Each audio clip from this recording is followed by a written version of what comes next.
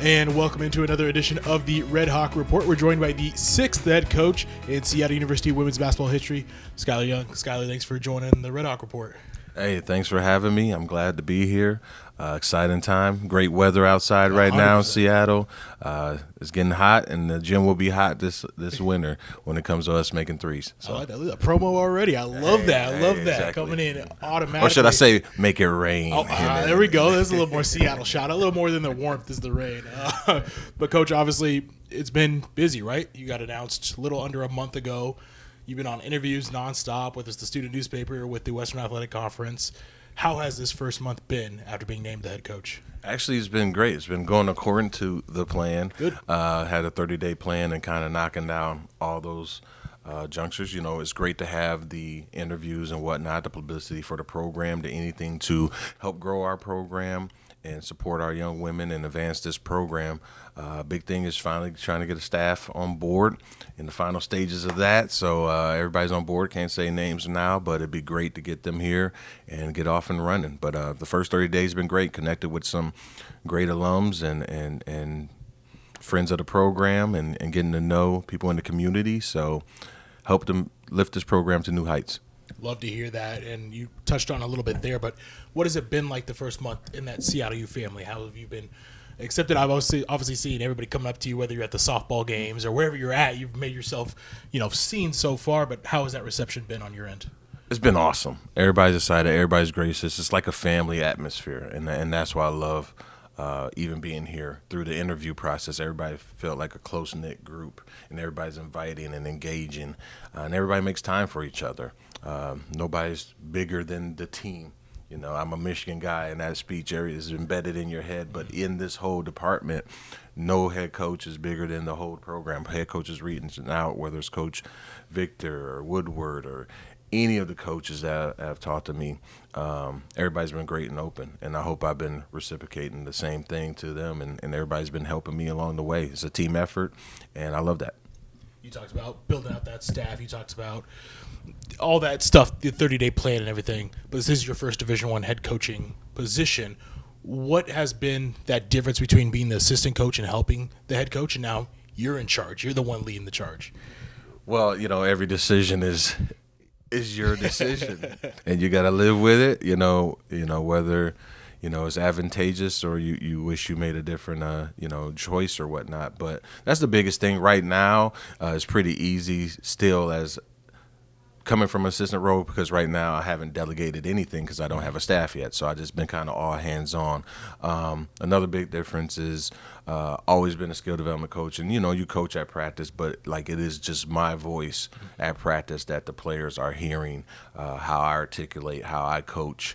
That is kind of the biggest difference. But, the biggest difference right now is nothing really far as delegating duties, but I know that's coming when the staff gets here, and I'm prepared and ready. Been talking to them quite a lot and prepared to let those things go. But, the biggest thing is every decision is my decision. So that's true. It comes back on you. Right. But good person to have it come back on, obviously.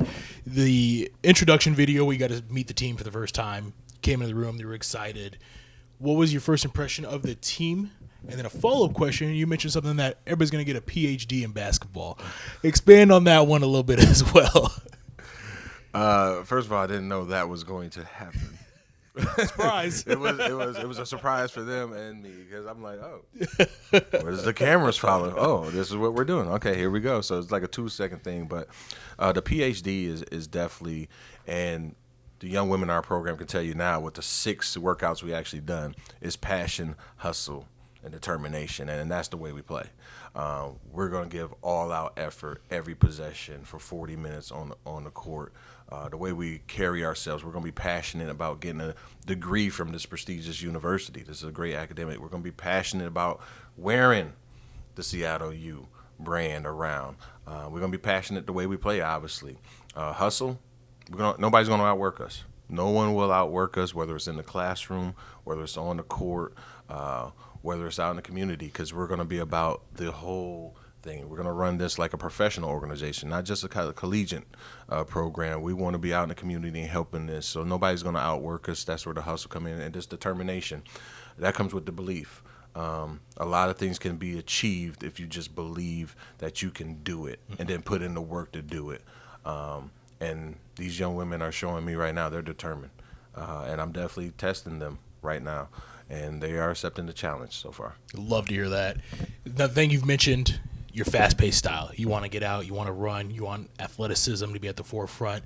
What about that style of play do you like most? What attracted you to that style of play? And what point in your coaching career did you learn that style to be the best one for you?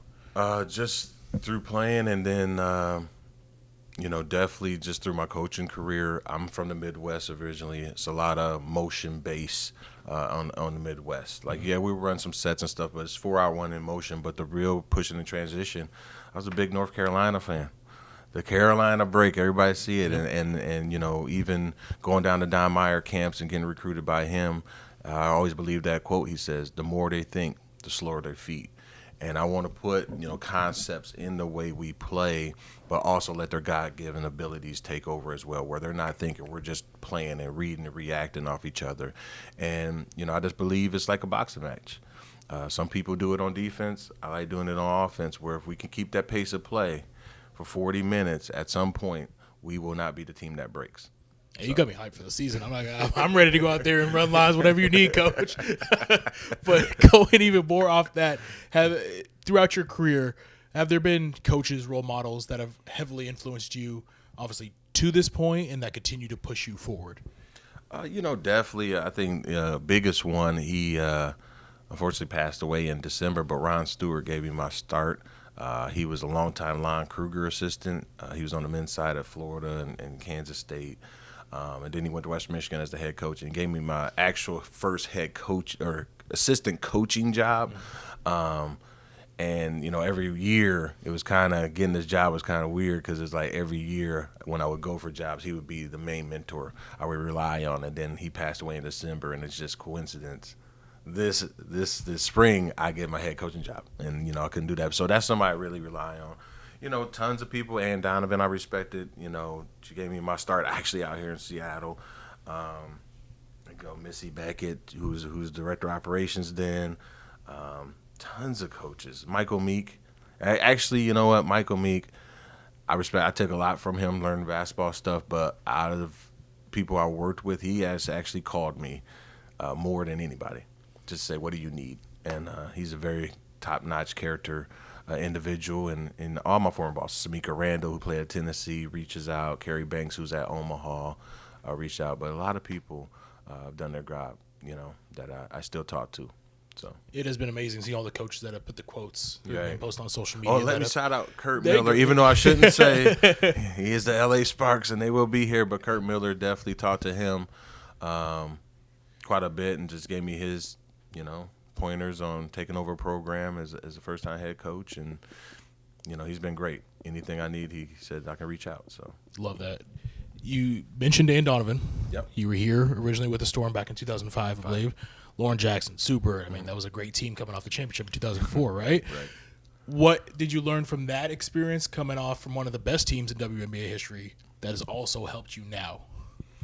I think especially with Ann, it's like checking your ego at the door. Like, nobody was above, and I'll go back to that Michigan thing. Nobody was above the team. It was about the collective group.